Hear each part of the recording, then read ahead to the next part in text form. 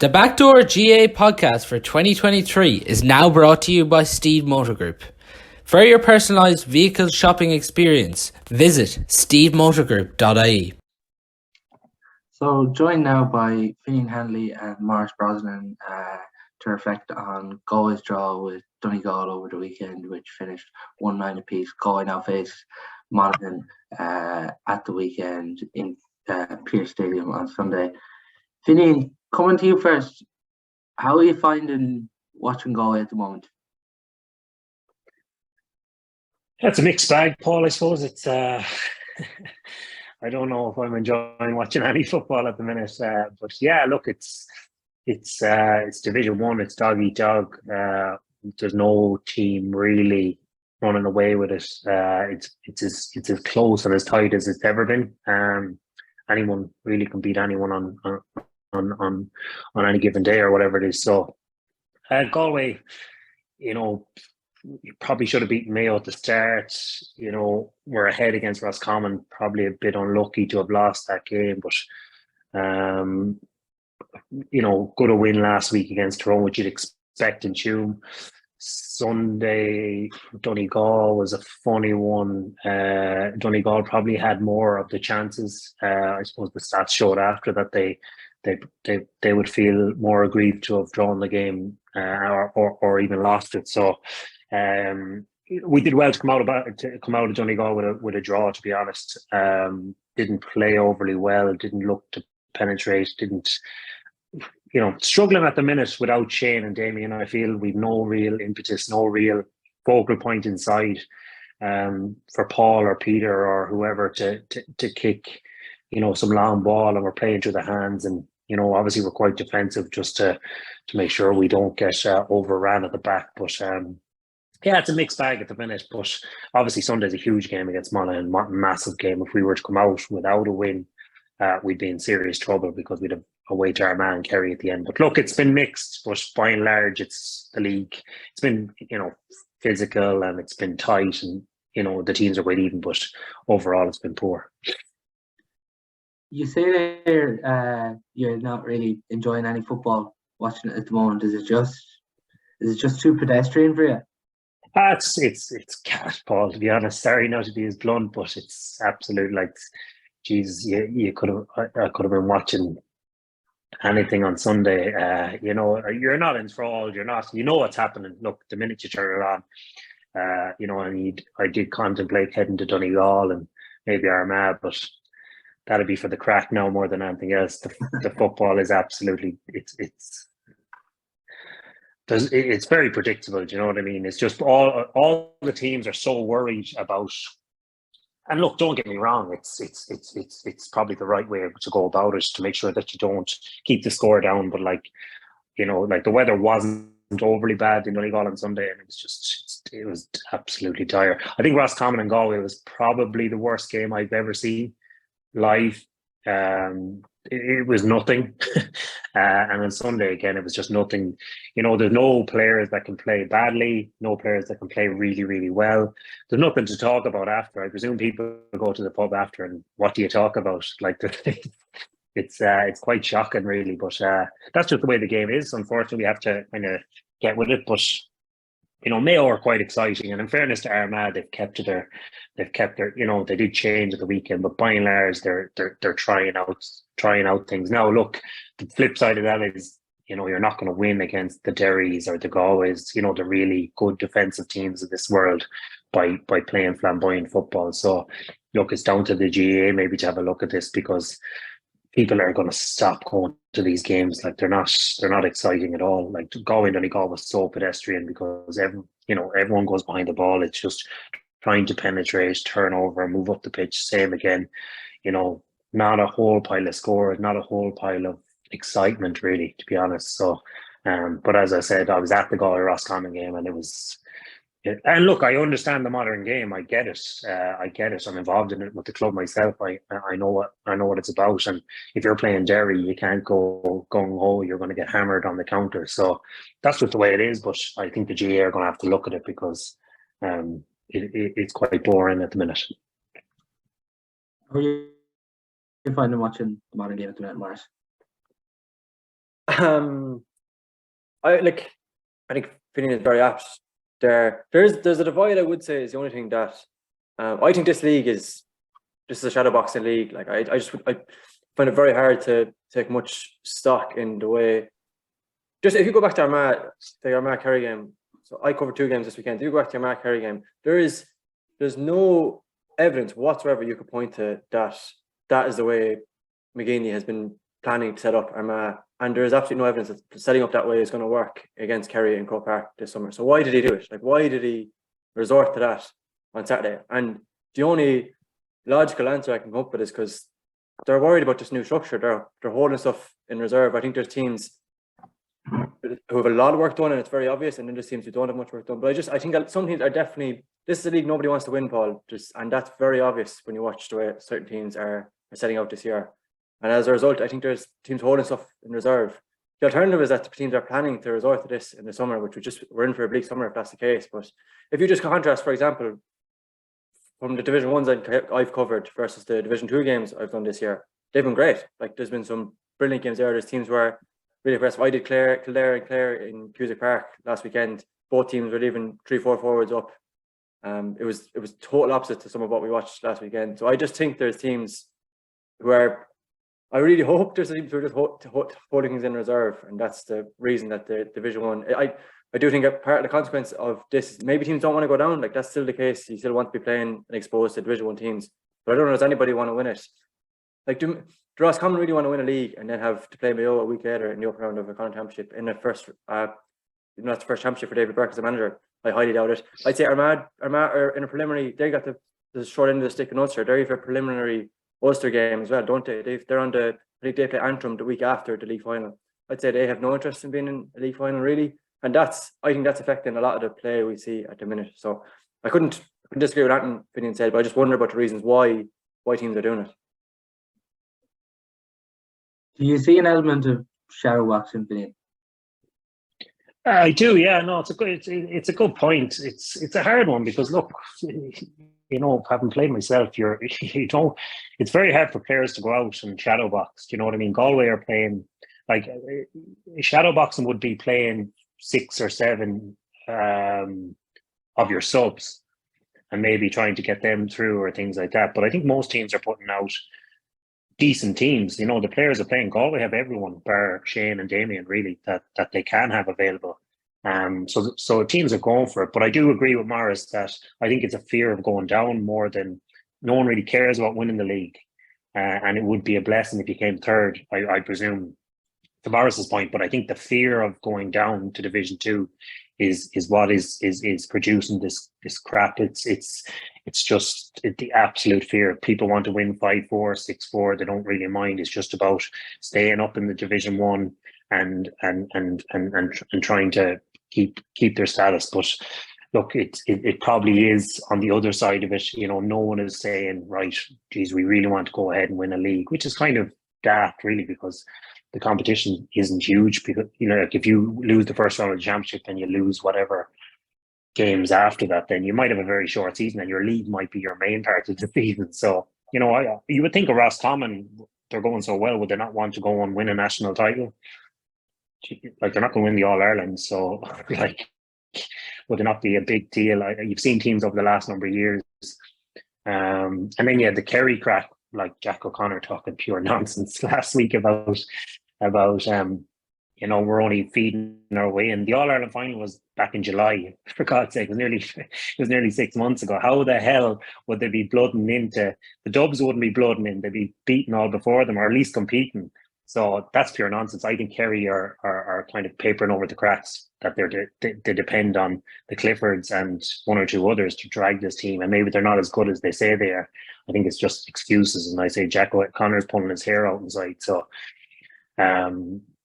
maybe they don't want to win the league. That's fine, but I just think that's an excuse. But I do think there is an element. Maurice is right. There's an element of shadow boxing going one way, but the reason we're watching this type of football and how poor it's been is because people are afraid to go down because of the new structure. Maurice, you would have thought in some sense, I suppose, the provincial does still hold, I suppose, some value for these teams, and all these teams obviously want to win a provincial title. But as well, at the same time, with the new structure coming in, maybe you would have thought some teams might kind of go for the league because there's still that backup, I suppose, of even if you're out of your provincial, you will still get into these 16s. Yeah, I do think, Paul, I this year it had a lot, right? And I think a lot of people still misunderstand understandably, because it is very convoluted and very new, the system. But it'll be interesting if a team goes full bore and wins provincial championship this year and gets knocked out in the groups. That'd be the worst thing that ever happened to the provincial championships, because teams will look at that as the example of what not to do. They'll use that period there as to get a good block of training. They won't really care about the provincial. Maybe they lose the first game, but they still have got 3 weeks there to get a good block of work done before they go into a group game. A group game, remember, that's 24 games we're going to be watching to eliminate 4 teams. You know, you just need to finish in the top 3. So I do think there's, to a certain extent, there's a window, a new window in the season for teams who want to find time. This top 3 is really, yeah, it's a joke, like, really. Yeah, it like, yeah, I mean, you could drag me off in total tangent here now. Like it could undermine the whole structure, basically. Like the fact that, you know, remember how the 3rd round of the Super 8s, how some of those games were dead ducks, like total dead ducks, and that's because one team, let's say, had won their first game, had drawn their second game, and they were gone by that 3rd game. Now the fact that we could have, you know, there's an absolute path that we could be going into the final weekend of this fantastic new structure with the group games, and it's all sewn up like that. You've got to. So it just, look, you know, I don't want to write it off before we've seen it, but I do think that is going to be a real quirk in it. Besides, so I think there's certain things we might look at that as a chance to get a good block of work done. Who already know, if you're like, as Finian mentioned there about Jack O'Connor, like Jack O'Connor is absolutely, I think Dan Moynihan said it after the game at the weekend, like he was livid during the week and kind of let it be known that what happened in Saturday wasn't part of the plan. Like this wasn't to do with condition. There was, I think he said this was nothing about tactics, it was about attitude after the game on Saturday. But if you're Kerry, there's absolutely a way that you could be looking at a Munster Championship saying there's a chance for us to get a good block of work done then. And then no matter what happens, you know, we're so secured of our spot in Sam Maguire, so we get a good block of work done then. And that has us primed going into the groups and then into presumably into an All-Ireland Championship. So I think that that little quirk, until teams work out what will work for them, and this year will reveal a lot. You learn a lot about teams.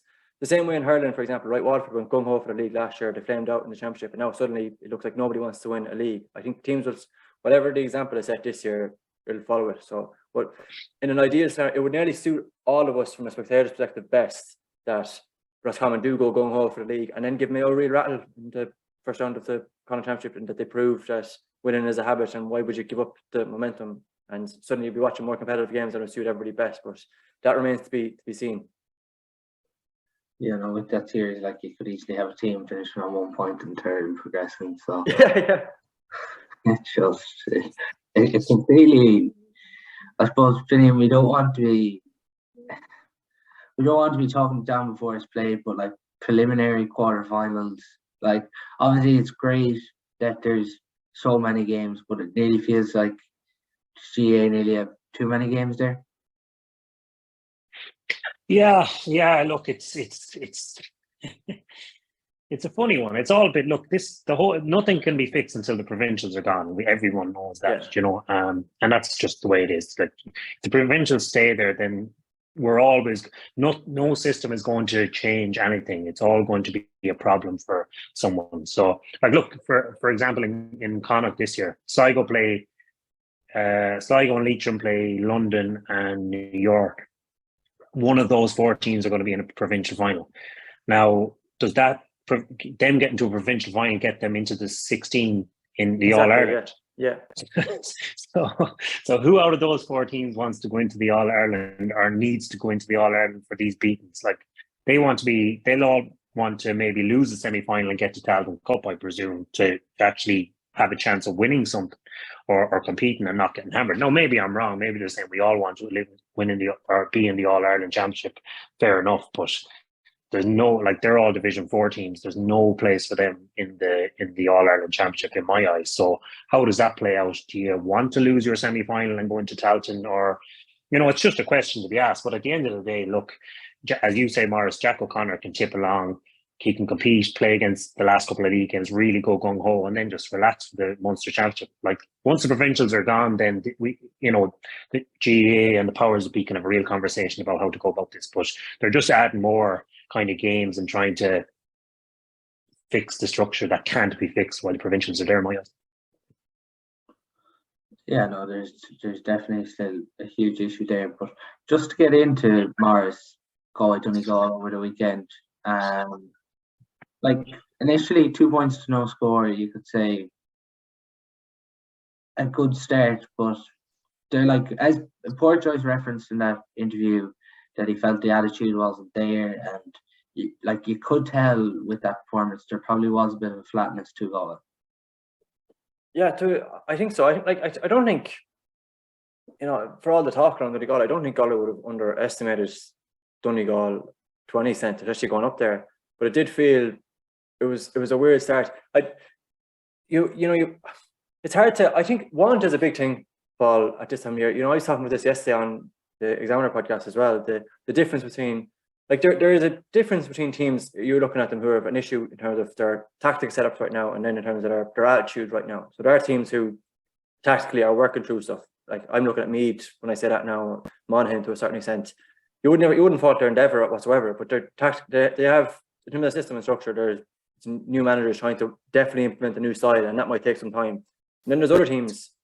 When I say attitude now, like, I don't mean that in the kind of cliched sense of intensity or work rate. I'm sure their GPS stats are very high. If they want to count tackles, I'm sure their tackle tally is pretty high as well. But just in terms of attitude, in terms of we're not, our kind of refusal to be beat easy. Tyrone on Saturday night, for example, now, like Tyrone setup, it's hard to fault it. It's the same thing that won them in Ireland in 2021. But in terms of the attitude for the last two goals, like for Hession and O'Connor's goal especially, that was particularly galling. And if you listen to Davy Burke talk Davy Burke was asked after the Monaghan game of the weekend, what was the difference between those two teams there? And he said, we came into this game with 6 points, they came in with 2. So pure want. Like, that was the way he broke that game down in terms of that. And I think, for all the talk around Galway, they probably, this weekend will reveal a lot, because it's a must-win game. Like this, you would expect them to be a full board for that. Whereas, I don't know, was the same heat evident? It clearly wasn't, to my mind, last weekend. And that told in aspects of their performance. Now, at the same time as well, if you go back to the Mayo game, I was talking to you after that game in Castlebar, and you would have said that was 2 points dropped. There was a chance to win this game. I think they were lucky to escape with a draw at the weekend.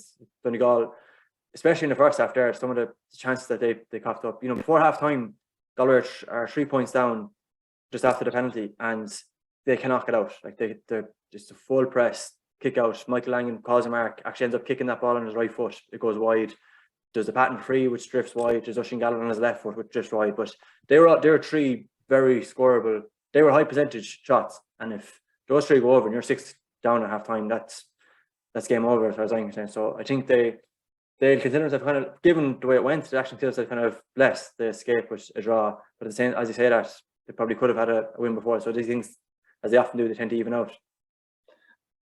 Yeah, like it's a fair point Maurice makes there. Like, Finian, really, like, if Donegal had shooting boots on there, Galway would probably be looking at 0 points from that game, because you consider like 18 wides for Donegal as a whole. Yeah, I think the stats were thrown out on Monday yesterday on a few different media outlets, but yeah, look, Donegal were probably valuable to win there. It was the shots that they had, the possession they had, they just couldn't get it over the bar. They missed a lot. Now, in fairness, they took some shots on. In fairness to the likes of Michael Langan, McKee, these guys, they do take the shots on or whatever that aren't, in or around the D. They'll shoot from distance. They'll back themselves. So, and there was a stiff breeze they were playing into the second half. So maybe that was a factor. But no, I think Donegal probably should have won the game.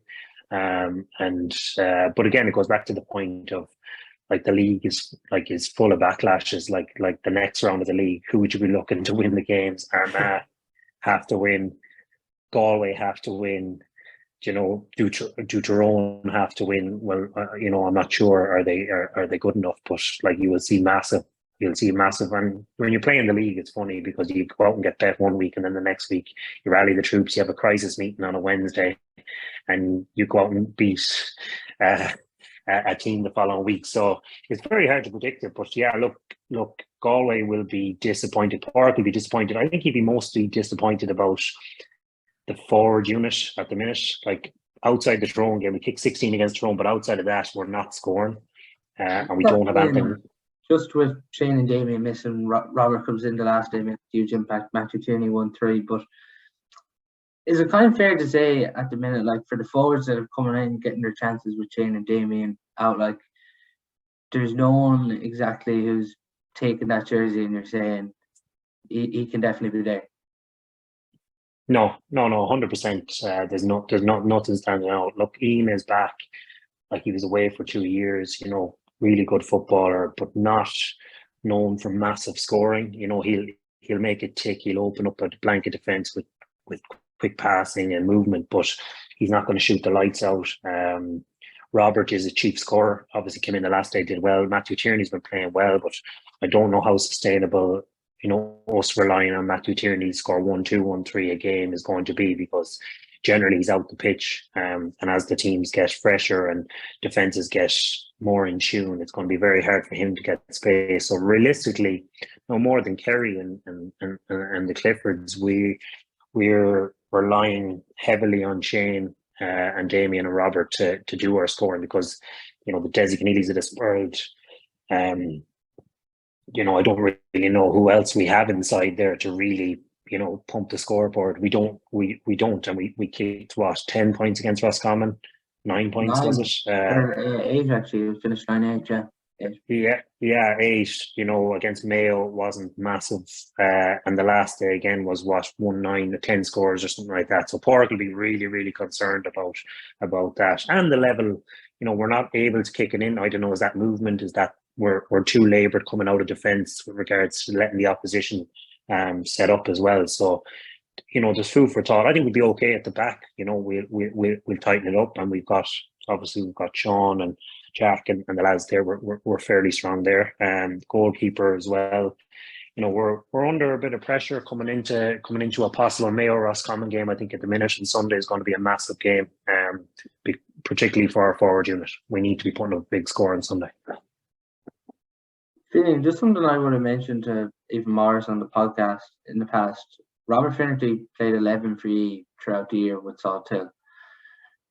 Is this something, it's something I'm surprised, obviously his injury has impacted in this, but is 11 something you feel Galway should examine? Because some of the stuff he played at 11 in the club championship was just breathtaking stuff.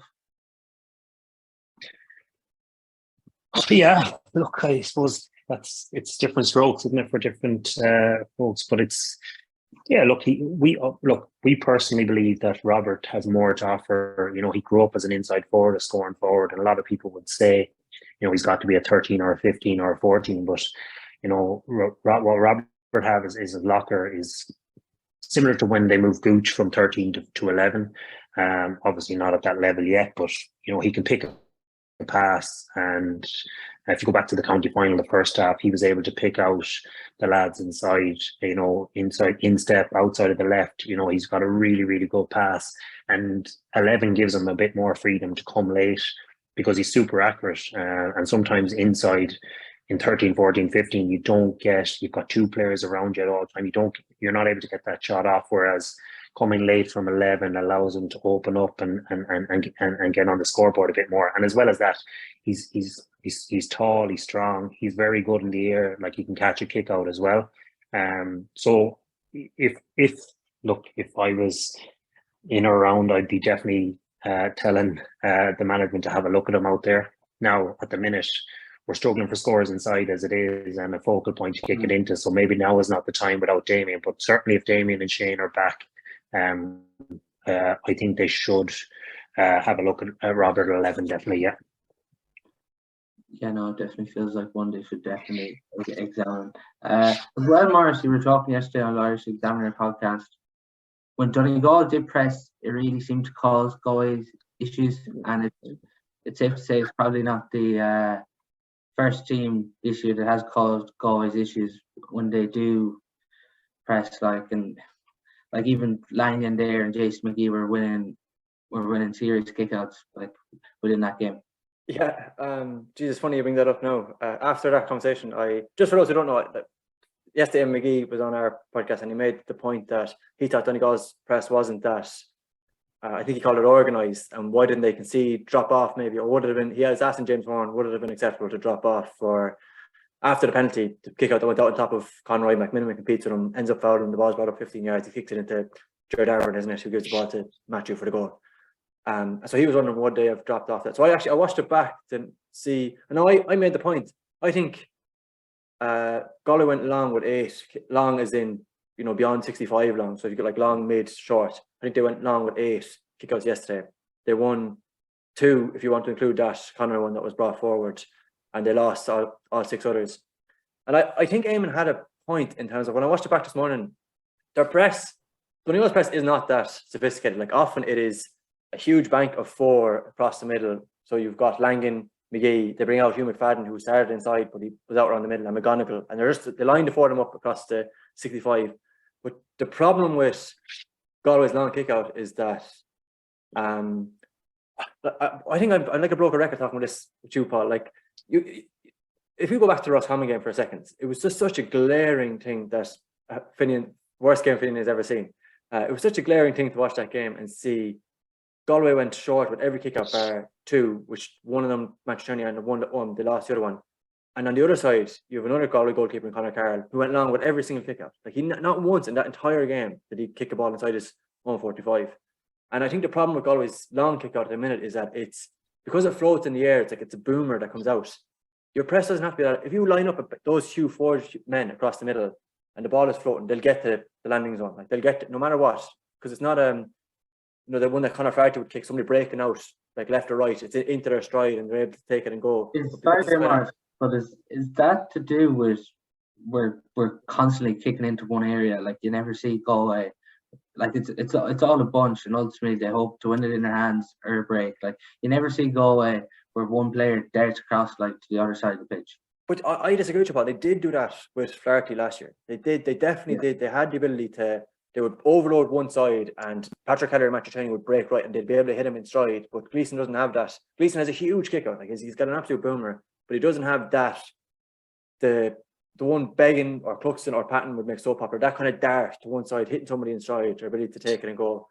So I feel actually did it. Lavelle did it a bit this year too. He was really good at it as well, Finian. Like that one where somebody's breaking, you're able to. It's not a out on top of a guy. You want him to get up and claim a mark. And so going back to what Finian said earlier about teams holding stuff in reserves, like one thing I was hoping to see maybe from Galway in this league was to develop a long kick out option, because what they did last year often was they would, you know, you might overload one side and Coleman would come like a train. They just put the ball into and more often than not, even if he didn't win it, he'd compete for it. So you weren't actually conceding off it, and it was fine. But I thought maybe they'd try and develop something beyond that, and that's obviously they're hamstrung by the fact that their 2 main outlets in Patrick Kelly and Coleman came into this league carrying injuries. But beyond that, I just thought that it's so glaring when you watched it before half time, when that, you know, that period they're 3 points down and they cannot get out. They just cannot. Donegal have a press. They're going long. Langan claims the mark. They're going long. McGonigal gets up and wins one. They're going long. McGee gets win it. They cannot get out, and they have something like one play in that scenario that they would develop, and that's why, you know, there's not like Keane O'Neill is not. I would say that this stuff. That's why I wonder, are they holding that? Like, are they developing a long kick out option? Because other than the Tyrone game when Matthew won the mark at the end of the game, we've seen nothing really from that long kick out option. I think it actually, just go back what Finian said about the forward player there. I think Galway had 30, it's something around 30 phases in this game. So only half of them they get an attack off. And the reason you're only getting a half of those, you're actually getting a shot off, is because you have to work through every single line. Like if you're constantly going short, you have to go through every single body to just get into the 45 to work a shot. Whereas if you could just have one long option, it would make life a lot easier, as we saw with the goal. But I don't think we've seen. I think they scored 1 point in the entire game against Roscommon after a long kick out. The first day against Mayo, I don't know if they get any. Tyrone, obviously, the Tierney come up the end, and the weekend again.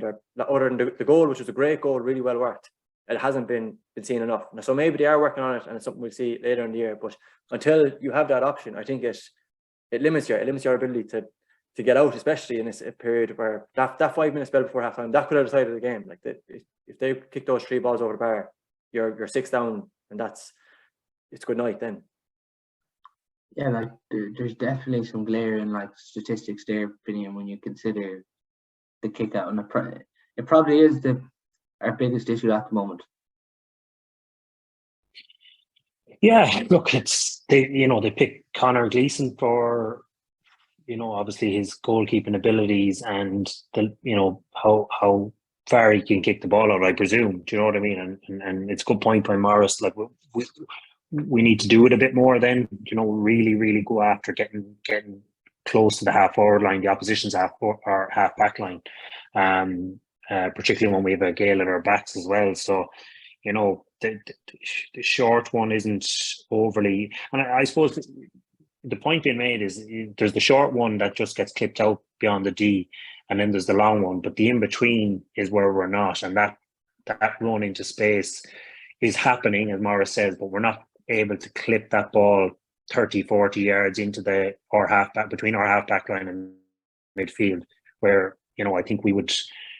We'd skip the full back line, we'd be out, we would be on the wing, and we'd be making teams ask questions, or we'd be asking questions to teams where teams would have to kind of come over and leave space to the far side, and we'd have a much higher scoring efficiency, I think, if we can get that in our locker. But it's not there. But the other side of it is if we're a long kick out team, then we need to really go after that long kick out. And Maurice makes the point that, like Pearse Stadium, the next there is going to be a Gale at Galway's back in one half at least, and Conor Gleeson has a massive kick out, so you'd want to see 2-3 really, really long kick outs that clear everyone, and maybe a fist from a midfielder, Peter Cook or Matthew Tierney or Paul Conroy, that comes on and dribbles, and then you're down into their full forward line on one kick, and you've players inside then like Robert gets on the ball, it's more or less a score. So I think take that risk. It's a good point, yeah.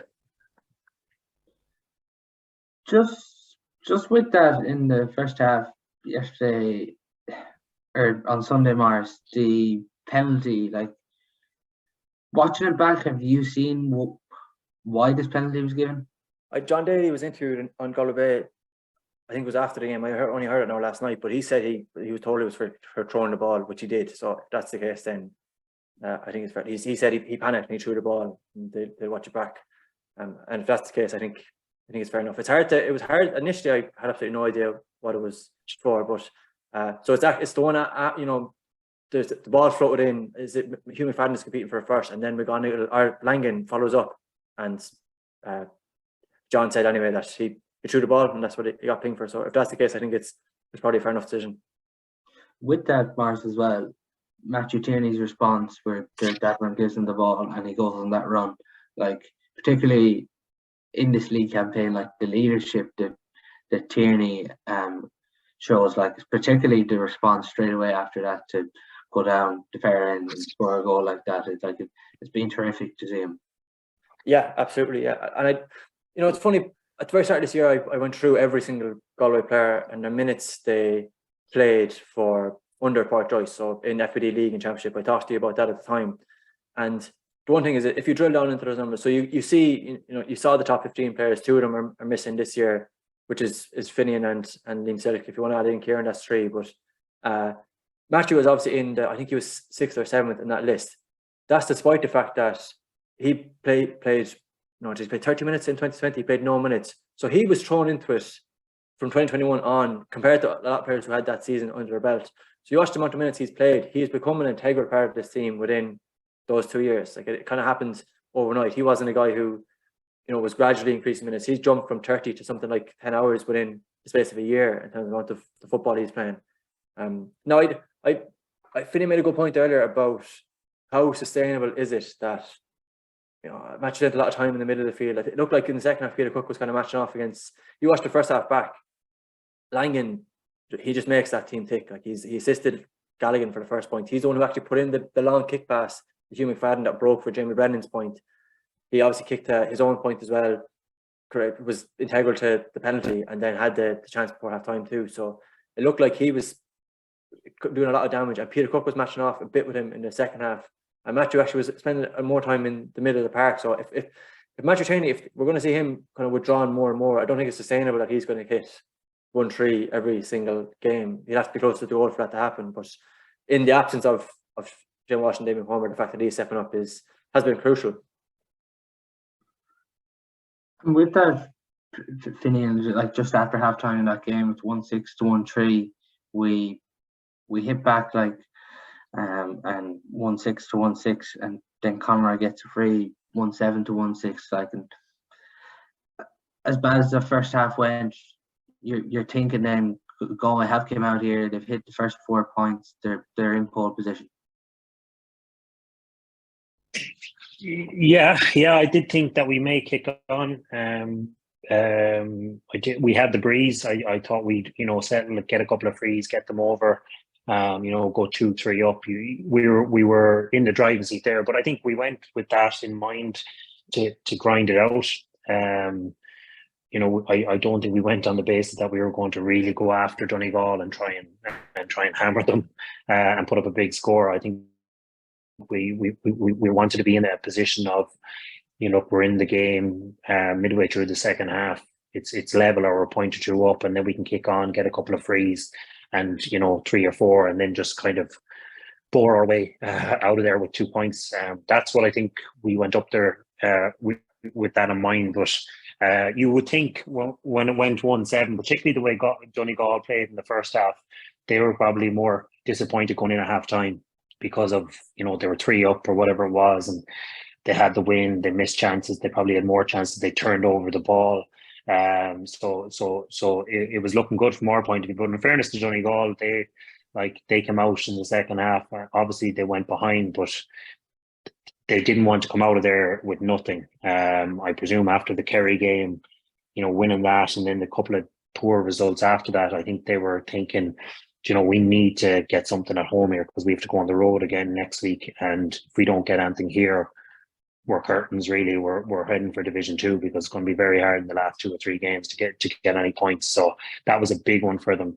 They would have looked at Galway and said, right, there's no Shane, there's no Damien Roberts on the bench. If we keep the score down here, we can nip up on the counter.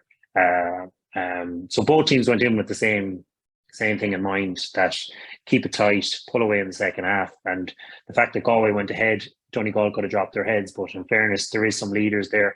McGonigal, the O'Donnells, there's, Langan, McGee, they've really stepped up, and they've a good number of years under their belt as well. They've a super goalkeeper in Patton.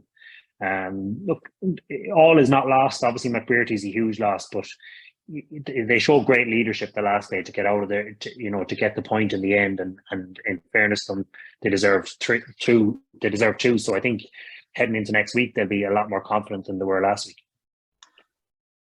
Finian, a key moment as well. Robert Finnerty looks in, but you have to hand it to Caelan McGonigal. It was just a well-timed tackle.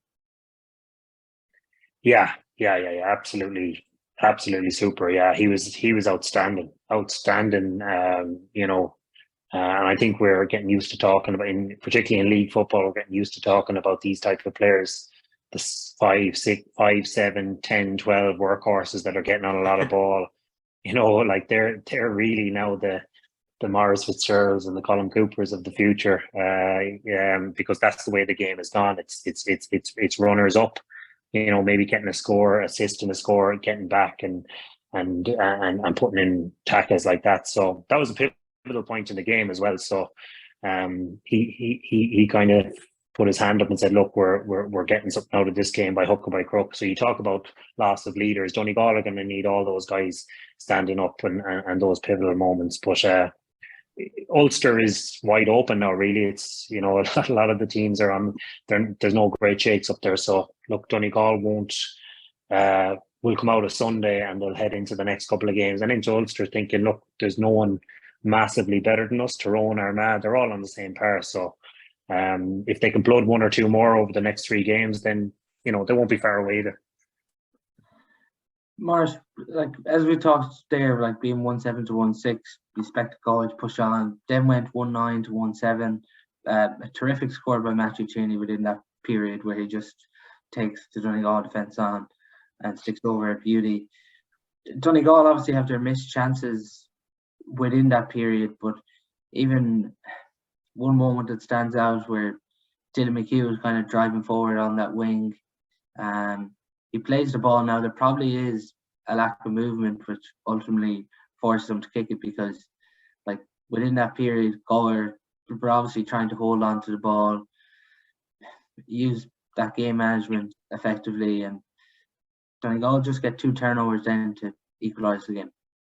Yeah, the problem I think in a scenario like the one you're talking about with McHugh, if Ian Burke was, I thought Ian Burke was exceptional. Mark Hearn, the young quarterback, did a really good job. Like I think he reminds me a bit of as it happens of Emmy McGee. I meant to say to him yesterday. He just, like, if you give him a man marking job, he'll just go and he can't get somebody out. And as Finian mentioned earlier, I don't think you weren't looking to Ian Burke to kick 1-3, 1-4 at the weekend, but he definitely would have been able to pick a pass or make the team tick. And when he's finding it so hard to get on possession, you find it really hard to establish a presence where kind of like a point guard in your attack. So I think in a situation, what you would have loved to have seen is someone like him there and him either get on the ball, work something, or at least can maintain possession. And that wasn't an option. So you're trying to, I think that just came down to force a little bit. In saying that, McGee's point especially, I thought that was really well worked. That was Langan who gave the ball inside, ran for a 1-2. Runners obviously track him if a guy's coming like that quickly, and it just opened the door for McGee to take it and put it over the bar. And even still, Galway obviously had the chance at the end with Paul Conroy's. But I do think definitely there is probably, it'll be interesting. I think it'd be really interesting to see the team Port picks this weekend. Like, ball in the first half especially was not sticking. Like, twice went into Jared Avon kind of in that middle channel, and it came back right back out again. As I mentioned, Ian Burke wasn't getting on the ball. So what they do with their inside line next week will be interesting, because, and that's why as much as I liked it in the club championship, Paul, and he against Leitrim, he was exceptional. I don't think Rob Finley 11 is a viable option until Damien and Shane are back, because if you just don't have a ball winner on your inside line, I think it really limited Galway at the weekends. And I would fully expect to see someone like him on the inside line. I think you would hope that would really kickstart this, what has been a faltering attack. Maurice, just Paul Conroy's free at the end. Was it over for you, or was correct to say? I saw that the clip that went around on social media, right? I don't think so.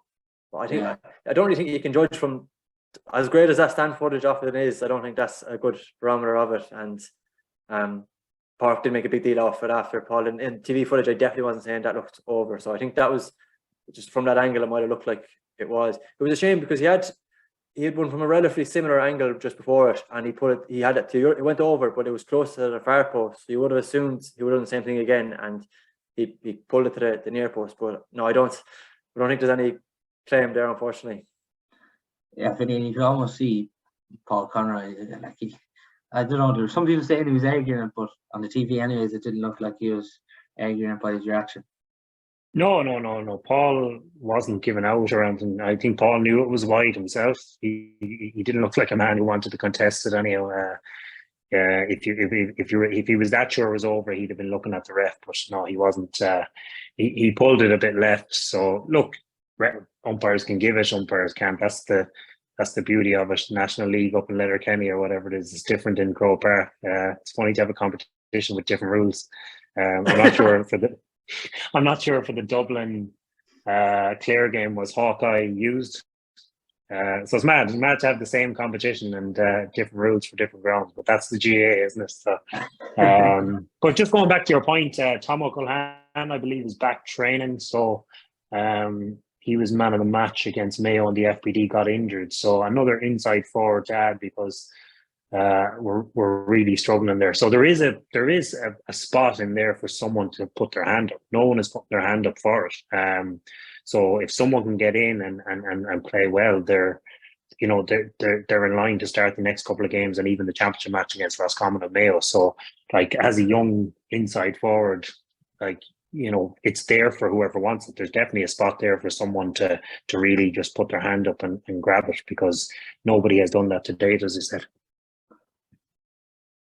Is that the biggest positive opinion that, like, from this, that there's, as you say, there's a spot there for, like, ultimately someone who wanted a young player like Tom O'Callaghan now coming through, that, like, the opportunity's there for them?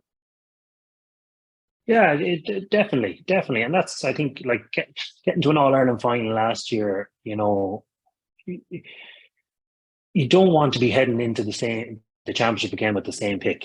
it's simple as that. No team wants to be doing that and relying on the same old players, because look at Dublin, what they did for years, and even most teams that win All Irelands or go on and win other All Irelands, they'll pull one or two from the pack and find new players. So, and if you can't do that, you're really going to struggle. Like, you can't be starting the same championship team that started in the All Ireland final again in the first round of the Connacht Championship. So there really needs to be some bit of light with the young player. It doesn't have to be a forward. A change along the line will always improve teams. So I definitely think in the forward line, given our scoring record today, there's definitely room for someone. And if someone can go in on Sunday, maybe kick 3 or 4 points, Pádraig will really fancy that, because as an inside forward himself, he was always the man to tell people you've got to get 3 or 4 after your name, just to keep the confidence. And if you're doing that, you're doing a good job, regardless of what you do after. Your inside forwards are there for scoring and not a lot else. But when they become workhorses, then you're really relying on your Matthew Tierney's and your Paul Conroy to be putting the scoreboard. And I don't know, is that sustainable going into the highs of the summer? So big day on Sunday for Galway, but a big day for someone who can just go in and put their and grab the jersey by the scruff. Maurice, as well, Finian is mentioning Sunday there.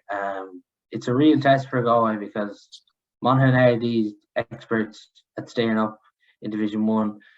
You could have said after Kerry maybe that they're in a bit of a crisis, but the way they've recovered after that, even against Roscommon at the weekend, like this, as you mentioned earlier on, like it's fascinating, because you'll really be able to tell a bit where Galway are after this, and like it's going to be a massive test, particularly with the character of this Monaghan side.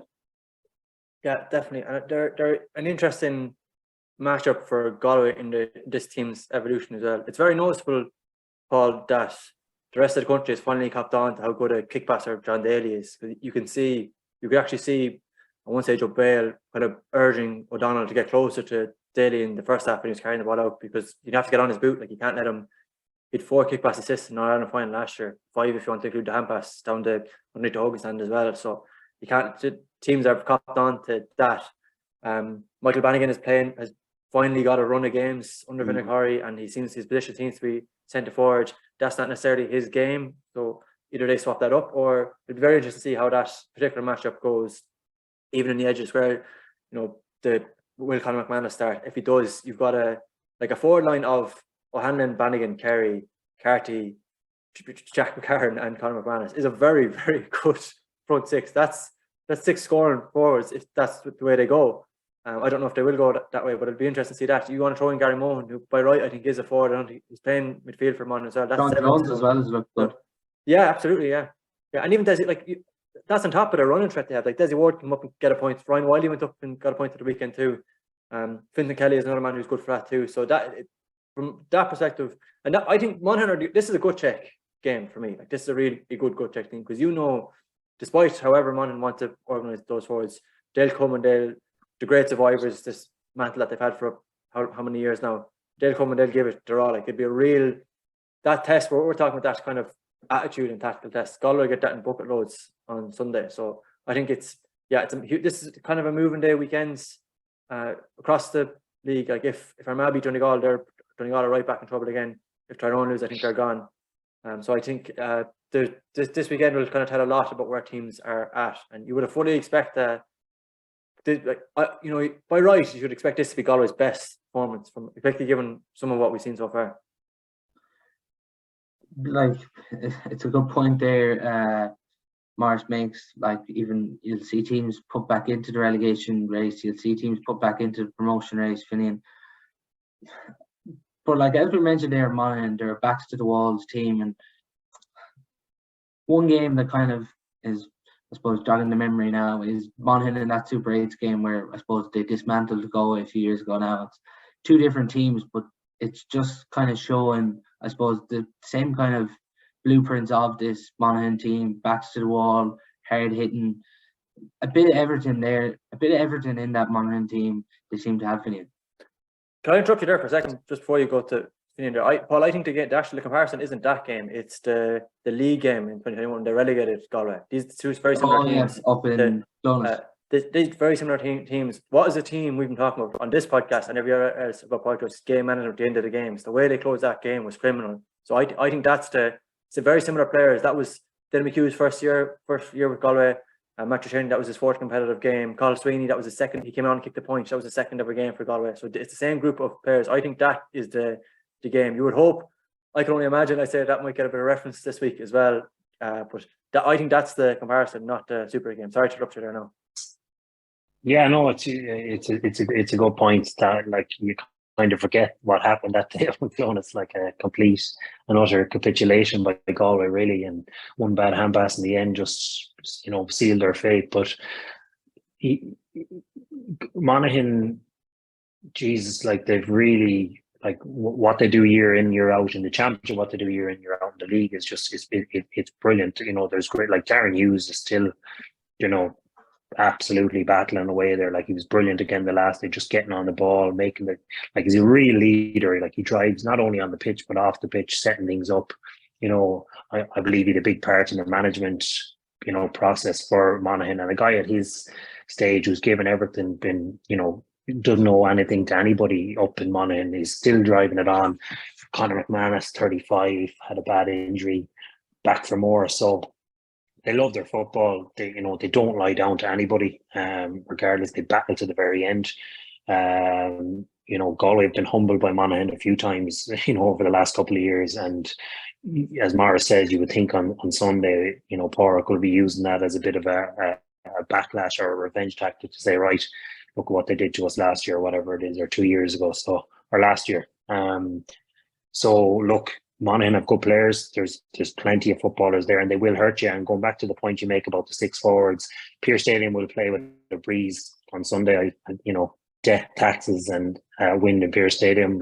Isn't that what they say? So, like when you've got shooters, if you're going to have two very defensive teams as well playing on the counter, so it mightn't be worth the cold on Sunday. But you won't be enjoying this one on Sunday. Jesus, I'm hoping for something, but if it's I won't be able to suffer much more of what happened against Roscommon. But look, if there is a big breeze and you've got McCarron, you've got McCarthy, you've got McManus that can come out on the 45 and kick, they'll score. They'll score with that breeze, no bother at all, because they're so accurate. Now getting up against the breeze and penetrating might be a lot more difficult for those sort of players. So to Maurice's point, they might need to get the balance right up front in their half forward line of runners and shooters. Maybe go your shooters in the first half if you're playing with the breeze, change it up, change your 10 and 12 or change your 11 into a bit more of a running style in the second half. If I was in a Monaghan changing room, that's what I'd be looking at doing. And you might have to make a sacrifice at half time, a guy who's playing well, but he just might be suited to play against the wind. So you're going to be seeing lads shooting from 45 with the breeze, McCarron and McManus and things like that. So look, Galway are going to have to be well tuned, but they're going to have to be pushing out. There's no point in sitting back on the 45 with those sort of guys. They're going to have to press. Once they get back on their numbers, they're going to have to come out and press. So no, it'll be super interesting. But look, Galway have to win. End of story. Don't win on Sunday and you're in big trouble. Can we pull off a result of the weekend, Finian? Oh, definitely. Yeah, definitely. Look, we were in an All-Ireland final not so long ago. We should have beaten Mayo, bet Tyrone comfortably.